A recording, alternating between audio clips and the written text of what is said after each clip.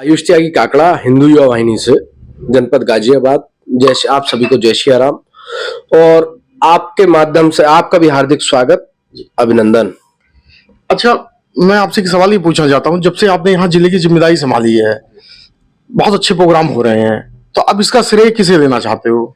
देखिए, मैं श्रेय समस्त पूरी टीम को देना चाहता हूं, जो प्रत्येक जो हिंदुत्व में आस्था रखने वाले लोग, जो हिंदुत्व को, सनातन धर्म को मजबूत करने के लिए मेरे साथ कंधे से कंधा मिलाकर दिन रात काम कर रहे हैं।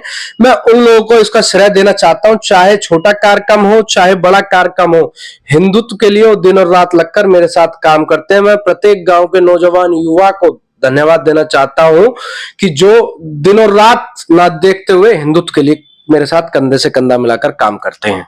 अच्छा, मैं एक सवाल आपसे ये पूछना चाहता हूँ कि जैसे आप बिल्कुल अभी युवा हैं, आप जैसे युवा जितने भी हैं अधिकतर लोग राजनीति में जाते हैं, लेकिन आप एक धार्मिक संगठन में आए हैं, धर्म का काम कर रहे हैं, तो कभी आपको ऐसा नहीं लगता कि मैं भी राजनीतिक दल में जाऊं और अपना राजनीति करूं? देखिए, राजनीति कब सुरक्षित होगी, राजनीति कब होगी? जब देश सुरक्षित रहेगा, जब प्रदेश सुरक्षित रहेगा। और देश कब सुरक्षित रहेगा? जब सनातन धर्म सुरक्षित रहेगा, हिंदू समाज सुरक्षित रहेगा, तभी राजनीति होगी। अन्यथा अफगानिस्तान के राष्ट्रपति आपने देखा होगा कि देश छोड़कर भाग गए। इसीलिए जब तक सनातन धर्म, हिंदुत्व मजबूत है, जब तक यहां राजनीति हो रही है। अन्यथा अगर जिस दिन हिंदू समाज अल्पसंख्यक की श्रेणी में पहुंच गया, उस दिन मानवता तार तार हो जाएगी। जो आज लोग मानवता के ऊपर मानवता का ज्ञान देते, उनका ज्ञान अफगानिस्तान पर कहां चला जाता, जम्मू कश्मीर में हमारे कश्मीरी पंडितों को भगा दिया जाता, उनका ज्ञान कहां चला जाता, बंगाल के अंदर आज हिंदुओं के साथ अत्याचार हो रहे, उनका ज्ञान कहां चला जाता, उनकी मानवता कहां चली जाती है। परंतु ज्ञान देने वाले ज्यादा हैं। इसलिए मेरा तो मानना यही है, और मैं सभी जो मेरे साथ युवा नौजवान जो लोग आज देश के अंदर, प्रदेश के अंदर, क्षेत्र के अंदर राजनीति कर रहे हैं, मेरे उनसे एक यही अपील है कि अगर धर्म सुरक्षित रहेगा, हम सुरक्षित रहेंगे, हमारा व्यापार सुरक्षित रहेगा, हमारी नौकरियां सुरक्षित रहेंगी। अगर हमारा धर्म ही सुरक्षित नहीं रहा, ना हम सुरक्षित रह पाएंगे, ना हमारा परिवार, ना खेत, ना खलिहान।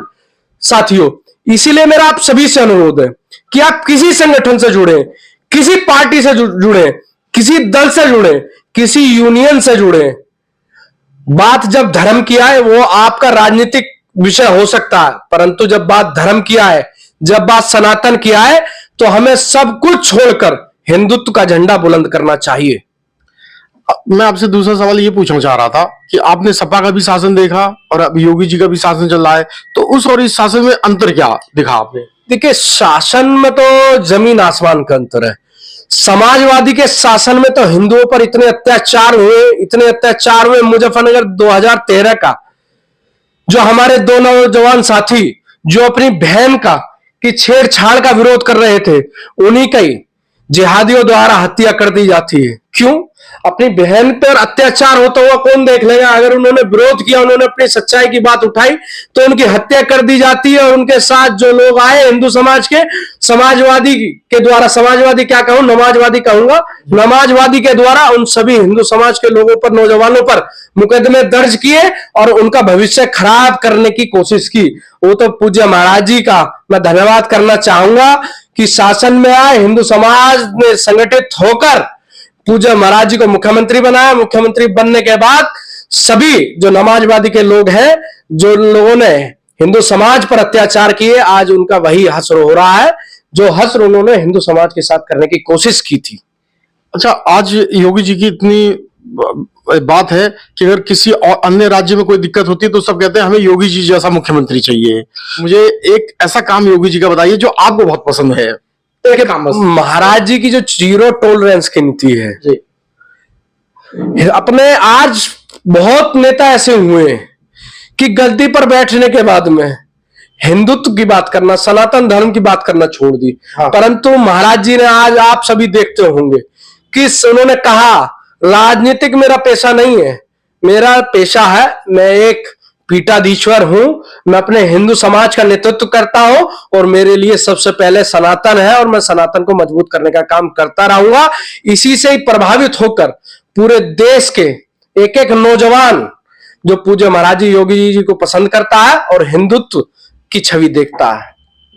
तो कोई एक काम तो हाँ बिल्कुल, जैसे जिस प्रकार एक नारा लगता था जब मंदिर का डिसीजन जब सुप्रीम हाई कोर्ट से आना था समाजवादी के उसमें, तो एक नारा लगा सभी लोगों ने, सभी जिहादी मानसिकता के लोगों ने लगाया कि अगर राम मंदिर बहा तो खून की नदियां बहेंगी। और पूज्य महाराज जी योगी आदित्यनाथ जी महाराज मुख्यमंत्री बने, राम मंदिर का डिसीजन आया। डिसीजन आने के उपरांत पूरे प्रदेश के अंदर एक मच्छर तक नहीं मरा। जो लोग कहते थे कि उत्तर प्रदेश के अंदर खून की नदियां बहेंगी, उनकी औकात घर से बाहर निकलने की नहीं हुई। ये योगी जी की ताकत है। अच्छा, जैसा दीपावली नजदीक है और कुछ लोग दीपावली को कहते हैं कि आप लोग जो है ग्रीन दीपावली मनाइए, ये पटाखे मत जो है आतिशबाजी मत करिए, पटाखे मत जलाइए, इससे जीव जंतुओं को हानि होती है। तो आपका भी विचार क्या यही है क्या?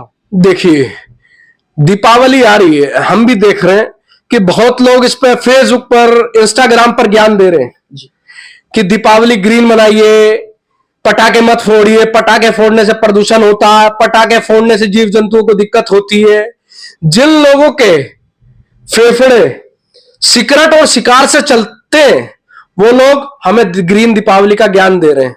जो लोग जीव जंतुओं की हत्या करके खाते अपने पेटों को शमशान बना लिए, वो आज हमें दीपावली पर जीव जंतु परेशान हो रहे हैं ज्ञान दे रहे हैं। तो मैं कहना चाहूंगा, अगर दीपावली से प्रदूषण से दिक्कत नहीं है, जिन लोगों को प्रदूषण की समस्या है, प्रदूषण ना हो, इसके हितैषी हो, तो सबसे पहले रोक लगाइए। तो 31 दिसंबर पर पूरे विश्व में पटाखे फूटते उन पर रोक लगनी चाहिए।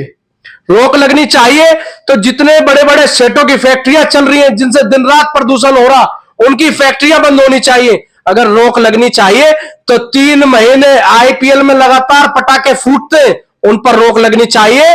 और मेरा सभी साथियों से अपील है, जो ज्ञान देने वाले भाई हैं मेरे भाई, ज्ञान ना दो, दीपावली पर बधाई दो, मिठाई दो और उपहार दो, ज्ञान ना दो। दीपावली हिंदू समाज जिस तरीके से लाखों वर्षों से मनाता हुआ आ रहा, इसी प्रकार से मनाता रहेगा और निरंतर मनाता रहेगा। अच्छा, आप हिंदू समाज के गाजियाबाद के अच्छे चेहरे हैं जिसका पूरे प्रदेश में लोग जानते हैं आपको, तो मैं आपसे चाहता हूं कि दीपावली में कोई हिंदू समाज को कोई संदेश देना चाहते हैं आप? बिल्कुल देना चाहूंगा। दीपावली के पावन पर्व सबसे बड़ा हिंदू समाज का पर्व है। दीपावली के आपके माध्यम से मैं आप सभी सनातन प्रेमियों को हार्दिक शुभकामनाएं देता हूं, बधाई देता हूं और ईश्वर श्री राम जी की कृपा आप सभी पर सदैव बनी रहे, आपका परिवार सदैव स्वस्थ रहे, खुशहाल रहे। और आप सभी से, पूरे हिंदू समाज से अनुरोध करता हूं कि दीपावली के पावन पर्व पर कोई भी सामान, कोई भी खरीदारी करे तो वह अपने से करें। अगर अपने के पास वो पैसा जाएगा तो कहीं मंदिर, कहीं भंडारे, किसी जीव जंतु के भोजन पर, किसी हिंदू समाज को मजबूत करने के लिए जाएगा।